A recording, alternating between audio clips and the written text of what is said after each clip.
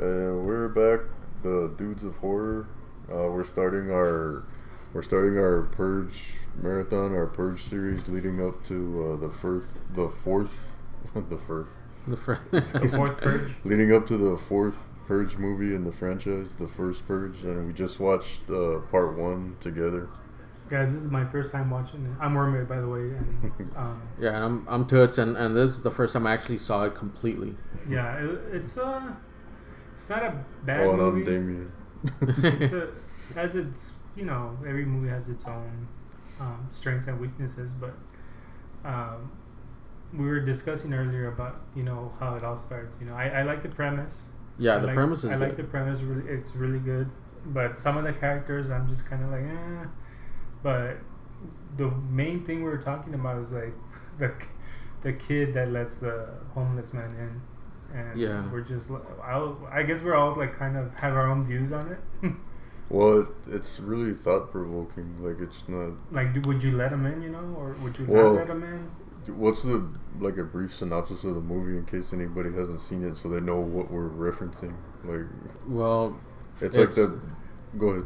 well, it's pretty much an annual event where murder and mayhem is legal for 12 hours, and there's no emergency services. The new founding fathers or new founding assholes, whatever you want to call them, are protected. So anybody in Congress is protected, which is bullshit. And it happens once a year, and then pretty much Ethan Hawke, who plays he's the main character in the story. Mm-hmm. He's this guy that has all this. He's making a lot of profit out of the Purge because he's a security manufacturer or something like that. He makes all these security devices for the rich, and he's rich, So he has his own house full of different doors. So what happens is, you can keep on going to. All right. Well, at some point, shit hits the fan, and these. I'm sorry, we're getting distracted. There's a huge roach on the ceiling. But anyway, sorry about that. So at some point, shit hits the fan with the family. A lot of intruders go in there. They have to survive. Pretty much they have to survive until 7 a.m. So the purge starts at 7 p.m. They have to survive all the way to 7 a.m. And afterwards, that's when murder becomes illegal and emergency services are back. And that's pretty much the gist of it. Damien?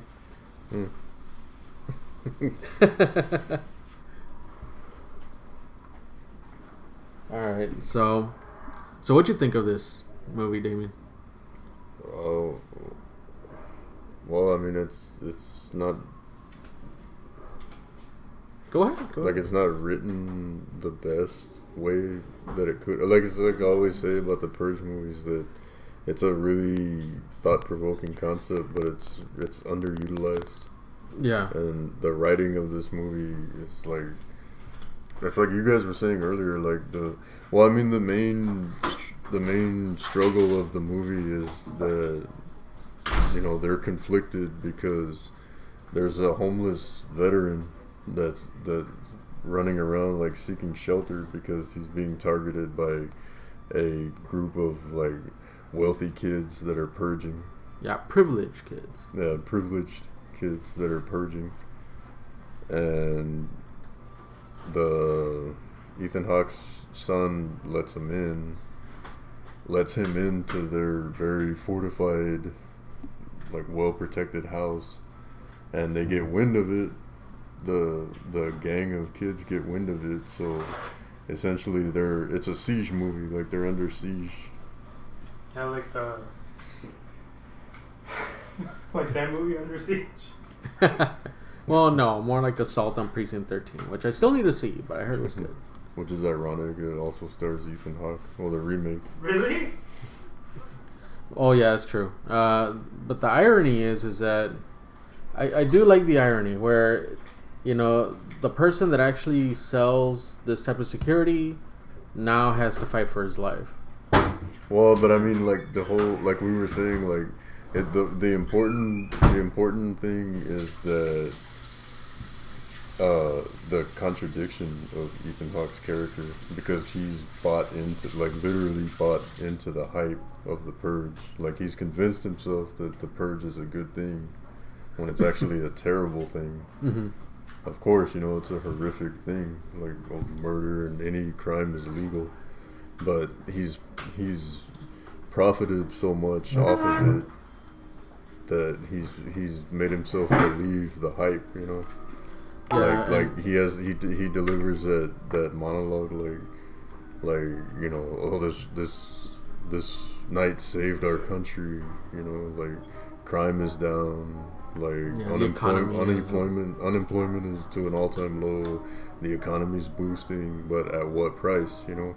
Yeah. And the thing is his character has never had to experience the carnage of the Purge firsthand. You know, they always get to watch it like on TV, and they're very sheltered. Their cameras. Yeah, and they're very like fortified, you know, sheltered house. So, but once the Purge like literally spills into their home and they have to participate, then you know, at that point he finally starts realizing like, okay, this is like it's wrong. It's all wrong, you know, and it's inhumane. So that's the whole contradiction of his character. Like, because like basically it's easy to be an idealist. He could have easily just given him the guy, you know, also like well, and saved a lot of lives. Yeah, but then he just so easily kills them, you know. Yeah, and then but that's the whole debate of, well, do you leave the guy outside and you'll be safe, and your family nothing will be safe. Yeah, everybody will be safe. But then I wouldn't be so trusting either of those people. Yeah, and then like, or well, you know, do you let him inside? But then all this shit happens. You know, so it's like it's a tough decision to make. Yeah. I mean, and I think you just can't make it unless you go through it. Yeah, I agree with what you guys were saying earlier. Like, there's no way to, like, it's really easy to debate about it right now and say, well, yeah, I know for a fact I would react this way, but there's really no way. There's a lot of factors. There's really no way to know how you would react until you're actually in that situation. Like, would you let the guy in? Would you shelter him? Would you protect him? Yeah, or just let him go. And the other side of that coin is the reaction from it, where you could say, oh, you know, if you say, oh, I'll let him in, well, you're an idiot. No, I wouldn't let him in. Like, then you're an asshole, you know. Right. Yeah. So it's like either way, it just depends on who's. And it's so hard for them to make that decision. I know they leave it up to the kid, but if they were all involved, I think it would have been a little bit better, you know, because then all of them would be kind of responsible in a way. Yeah. Like, oh, we all came together as a family and we decided to let him in because he was in trouble. Because I could have, I think in my opinion the movie would have been better if either they had it to where it was just a family, like the homeless guy wasn't there, and it was just a family. They're idealists. The neighbors want to get them, and then at some point, like a truck crashes into a power line or, you know, like a pole, and then their security system is screwed up, so they're defenseless. But they had a backup generator. No, but let's say the generator wasn't there. Oh, okay. You know, like let's say they were all banking on, you know, electricity, even though if it was Purge, you know, electricity may go out. Well, I mean, but your point is like the writer comes up with a situation where, like, just by or they could have had it to where the homeless guy was there, and for a good chunk of the movie, if not at least half of the movie, would have been where the family would have to debate, okay, should we let him in or not? Yeah. And then the whole drama would have been from that side of the story, where it was like, okay, Do we let him in? I'm going to. Oh, I'm not. Oh, okay, well, what do we do? And but see, by writing it this way, where the kid voluntarily lets the homeless man into their home, it also raises the other side of that debate. It's like, well, what you do after that, you know? No, but it's like, was he naive or was he righteous for doing what he did? You know what I mean? Like, yeah. I think he was just anybody. I think the dad would have probably had the same difficulty, but he would have probably said no. Like, but it's like, did he do the humane thing? Yeah. But I mean, he's helping, and he thinks he's helping. But did he do the right thing? Probably morally, probably yes, but according to Purge Night, no, because you have to defend yourself. Yeah, and I think, I don't know. I think it would have been better executed if they would have done it where it was just, if they wanted to make it into an action movie, they could have gone with that first scenario where the Terminator, or they could have made it more dramatic where it's like, okay, you know, it's a debate. What do we do? And before time runs out, like, yeah, you know, before these people whatever get the homeless guy, do we let him in? Do we don't? You know. So I actually thought the kid, the boyfriend, was gonna actually hurt the dad right away. I was like, fuck. Like, I knew something was gonna happen with her and the boyfriend, because she was like on the phone throughout the whole beginning of the movie. Just checking her phone and like, what the hell's gonna happen? Yeah, and Damien brought up an interesting point where you said that it would have been more interesting if the boyfriend was actually one of the sons of the neighbors that was trying to kill them. Yeah, I brought that up. Yeah. See, that's what I was thinking. Like, that would have been better. Yeah. Like, what if he was like being coached by his parents, or since he was a little kid? Maybe not like that long, being but groomed, like, you know, ever since he was born out of the womb. Ever since they've had a grudge against the Sandins for all the profiteering, like all the profit that. Well, they didn't have to fucking buy it. Exactly. If they had such a problem with them profiting from it, why did they buy then it? Why would they be very patriotic about it? You know what I mean? Because they would have. That makes no sense. Yeah. No, but I mean, like, back to like what I was saying about the son. Yeah. About the boyfriend. Like, if he actually turned out to be their son. Yeah. And he was like faking the relationship for like a year or so, or however long he's been. Damn. Just so he could get into the house on Purge Night to have a cheap shot at killing Ethan Hawke. Like, that would have been like a really twisted concept. Like, it had to have been awesome. If that was the case. I like that one. If that was the case, he was like, "Oh, I never actually was with you. I was just here to like kill your dad." Kind of like the same way he said it. Like, I actually didn't come for you. Like, I can't do this. Well, when I saw this movie in the theater, that's what I was thinking. Like, when the boyfriend pulled out the gun, I was like, oh snap! Like, something, like, I was thinking there's more to him than just being the boyfriend. But then it turns out, no, there wasn't. He was just the boyfriend. Trying to talk to dad, but he wanted to kill him because they didn't want to let them be together. If that were, that was kind of bullshit. But I think if that was to be the case, if that were to be the case where, like, he was just scoping out. For the kid, murder was the case that they gave him. Actually, you know what would have been more interesting is that, let's say they were dating less than a year. The parents really liked the boyfriend, and the boyfriend was the son of one of the neighbors. So he was actually like, okay, if you have to protect my daughter, you need the code for this. That girl, the neighbor gave her cookies, so like they eventually eat up during dinner right before the purge, and they have like poison. It doesn't kill them, but kind of makes them all loopy. Yeah, and that's when they go in and they purge them. Yeah, but let's say it comes to the point where the boyfriend really did infiltrate, you know, and then actually was like, well, we really like you. What was his name? Henry. It's like, we really like you, Henry. Like, if you ever have to protect our daughter, here's the code.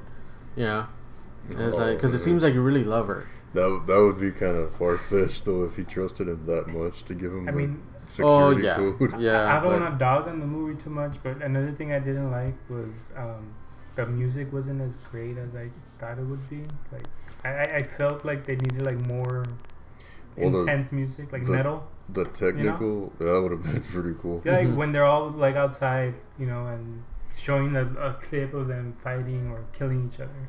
I don't know. Well, like the technical aspects of the movie, like I was saying, like I didn't like all the shaky cam close-ups. Mm-hmm. Like there's a lot of just like shaky cam close-ups, and it's like I understand like I think James DeMonico, the director, was going for like a claustrophobic feel. Like seeing it from the Sandins' point of view, like they're trapped in the house, and like, but I think it would have been interesting maybe if you just saw like maybe just one wide shot of the whole Purge gang outside. Mm-hmm. Yeah, that would have been cool. Working to get in, like maybe just one, like like just of what's going on out there to put it in scope, Yeah, like, that would have been cool. Yeah, because even in zombie movies they do that. I did like when he kills his own friend. That was like. I guess I like that because it showed the seriousness, I guess, a little bit. But when they broke in, it just they didn't even struggle. It was like at least struggle a little bit, But no, they tied up the chains and that's it right away. See, but that goes into what we were talking about earlier. How there's like a lot of like really bad writing in the movie, like when there's the situation where the homeless veteran is in the house already, but the daughter's running around the house also, and they don't know where he is, and they don't know where she is, but they're all just in that little panic room. It's the son and Ethan Hawke and his wife, and they're just talking and they're just calmly like discussing like what do we do about the people outside, and I'm like, dude, wouldn't you be old enough? like, dude, wouldn't you be worried about your daughter that's out there? I would probably go find her. Like you don't know this guy at all, and he's in your house, and your teenage daughter is also running around somewhere. And it's like I would tell Charlie, hey, use that fucking robot of yours and start working on that. Like he could be doing depraved things to your teenage daughter right now, like. Yeah. Like there's just a lot of like bad writing like that in this movie. Yeah, there was some bad decision making in terms of the characters.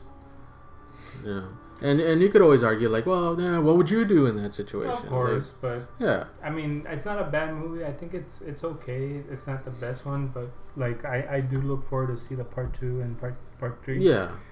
But yeah, I guess I'm not gonna lie. I did expect it to be more of like the different perspectives of the Purge.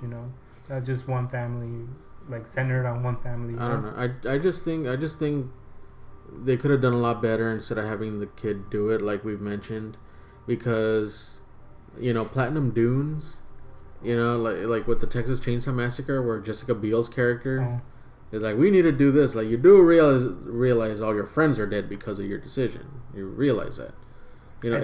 I think the kid is gonna realize it. If not in this part, probably part 2 when he's older. That's what. His brain starts to develop a little bit more. He's probably gonna be like, "Fuck, I fucked up," and now I need to make up for it. That's why I was hoping that Ethan Hawke, like in his dying breath, is like, "You did this, son. You did this." But he didn't die, did he? Ethan Hawke died. Yeah, didn't look like he did. Remember, because at the beginning, his son had that little heart monitor wrist thing. Yeah. Because I don't know why the character is like, and see, that seemed like another like plot device that the son was really into like monitoring his pulse, and he had the little notepad where he was constantly writing like, my pulse is this and that. Yeah, they didn't do a good job fleshing out the characters. Obsessed much? No, but the whole payoff for that was when Ethan Hawke's dying, he puts that monitor on his dad's wrist, and they're listening to like his final heartbeats. Like the final count. That would have been perfect. The like final countdown. Like his heartbeat slowing down, and then he dies when they're on the staircase with him. Yeah, but I think, like I said, I like the premise of it. But the thing is, the Charlie's decision, that's what provokes the thought in the audience. Like, would you help the guy or not? Like, knowing that you're putting yourself and your family in peril. Like, yeah, I still think they could have done a much better job. I think that. Like, the movie makes you think about the movie makes you do some self-reflecting. Like, even though the movie's what kind of person you are. Even though the movie's not written that well. What kind of person are you? Like, Like even though You don't know yourself. like even though the movie's not written that well, like that decision in that character, like hopefully that makes you think like what like how like it makes you question your generosity versus your Self-preservation. Self-preservation. Yeah, and that's. But like I said, I think that would have been. I'm not arguing in terms of having that debate, like having the audience. Well, I just think that that's the best part of this movie. Well, yeah, because it sets up. But I argue that I just think they could have done a better job of doing it. Right. Oh yeah, of course, any movie could do a better job of a lot of things. But I mean, I think I don't know. I liked it. It's not. It was okay. There were some things missing that I was like, okay, I guess, but it wasn't like up there, you know. I'll say this though, I like the premise. I thought the execution was a bit clunky in terms of how it went about it. And like I said, there's nothing wrong with having the audience have that self-reflection and kind of ask themselves what, in Like the words in the words of your wife Debbie, like I hope I have the balls to do what's right. But then again, she doesn't have balls, so the ovariological fortitude. No, but I mean overall, I guess I would give this movie probably a B minus. Yeah. C plus probably. I would give it a C plus to B minus. Like it wasn't bad. It could have been a bit better. Yeah. I would give it a B. Like I said in other podcasts, like this is the Purge franchise is like my guilty pleasure, like in the horror genre. There's nothing wrong with it, I think. I mean. Well, but I mean, like you know what I mean? As far as like the writing, the directing, it's not the greatest movie, but the concept is very is awesome. The concept's very thought provoking, and like that aspect of the writing in terms of like it making you as the audience member question, like we said, your generosity versus your self-preservation. Like that's really it's really deep. I think I would just freak out, dude. Like if that happened to me, I'd be like, I don't know what to do. I'll just let him go and be like, worry about it later. But it's like you guys said, like there's no way that you would know how to react. There's no way you. I don't even have an opinion. There's no way that you know how you would react until you're actually in that situation. It's like what you were saying about the military. Yeah. Where it was like it's easy to like, oh, we thank the military for their service, but if it comes to the point where it's like, okay. Well, you go. You go over there and you fight. Yeah. Well, no. Yeah. Like I'll be a wrestler. Like I am the. I'll become Hulk Hogan. I'm getting off the topic. Yeah, you're getting off topic. No, but I mean, I recommend to whoever's listening to this to watch it. I mean, it's not bad, but it's not that good either. But I think it's something good to kind of watch, and it's a very original concept. You got to give it that, and like that, it's thought provoking. So yeah, and like we were talking about, where it's easy to right now just say, like what you were mentioning, Damien, where it's easy to say, well, I would do the right thing, or no, I wouldn't let him in. But you honestly won't know until a situation like that arrives. You honestly don't. Right. You may have an idea, and you could be either as idealistic, but there's so many factors that they didn't even talk about. Like, does this kid have previous emotional trauma or any type of trauma, or was he abused, or like why did he use that robot that has a face that's chewed up? Like, did he get that from Toy Story? Was he sad? No, wasn't the whole thing with Timmy like he had put that outside during other Purge nights and drove it around. That's why it was all like beat up, burned, and I guess so. Yeah. I think that's what that was. Did they explain it? No, they never did. Like, because that was kind of creepy when I saw it. Like, why is he checking out his mom? Like, I've heard other people say that though. Yeah, I've heard other people disgusting. I've heard other people that review the movie that they say it makes them think of Sid from Toy Story because of that little baby. Yeah, that's true. Maybe that's the whole. Maybe he's a fan of Toy Story, the director.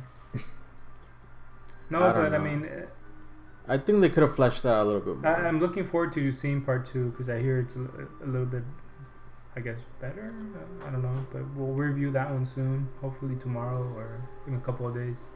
Yeah. Yeah, I can't just dismiss this movie entirely. We do have to watch the other ones. Yeah, Ethan Hawke is a good actor. But it's like I said, this concept I think is just really it's a very original concept, and there's many different things you could explore with this concept I think the concept's underutilized. Well, it would have been cool at the very end, like on the third one, because the new one is a prequel, right? Yeah. Well, it'd be cool in the third one, or they make a fourth one, like. It was like, oh, this is just part of an experiment, and you all passed, and like it's Resident Evil. That would have been fucked up. Well, like we were discussing, like in the other podcast, was in part 4, the first Purge. It is an experiment by the government, so it's not like an established holiday already. Mm-hmm. It is an experiment, so yeah. But hopefully it'll be a better movie. That's crazy, yeah, but I do agree with what you said, where it was like it did have a lot of potential in terms of having this idea, but they didn't really use it to its potential. It's underutilized. Yeah, it's almost like Last Action Hero, where they had this awesome premise. Come on, it's not that bad. No. I'm not comparing it. I'm not comparing it directly to Last Action Hero. I'm just saying Last Action Hero had a very good idea, and they really underutilized that concept of the story. Hey, you know what? We should review Jingle All the Way now that we're talking about that. I know it's not hard, but I like that movie though. I don't. It's not a good movie. You have no Are you class. You're saying that just to mess with Toots? You have no class. I would much rather watch Last Action Hero than Jingle All the Way. That you always fucking mention. What, Batman and Robin?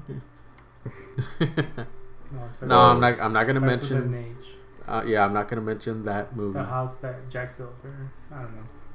Well, anyway, like that's our review of the Purge Part 1, the original Purge from 2013. We're planning on reviewing all 3 in the franchise leading up to Part 4 that's coming out on July 4th. So shit, are you gonna be off that day? No, I don't. It's a Wednesday, right? I don't think I'm gonna be off. It's a shitty day to be off, Wednesday. Yeah, I'm off that day too. I'm off Wednesday, but I have to work Thursday. Yeah, me too. But well, we can review it on Friday. Well, we'll get to it. Yeah, we'll eventually get to it, guys. But no, continue to follow us on Facebook and Twitter and YouTube channel. And you know, if you're listening, I know it's an old movie but watch the movie, see for yourself, leave us a comment. So we're the Dudes of Horror. I'm Wormboy. Damien. And Toots. We'll see y'all next time. Alright, see ya.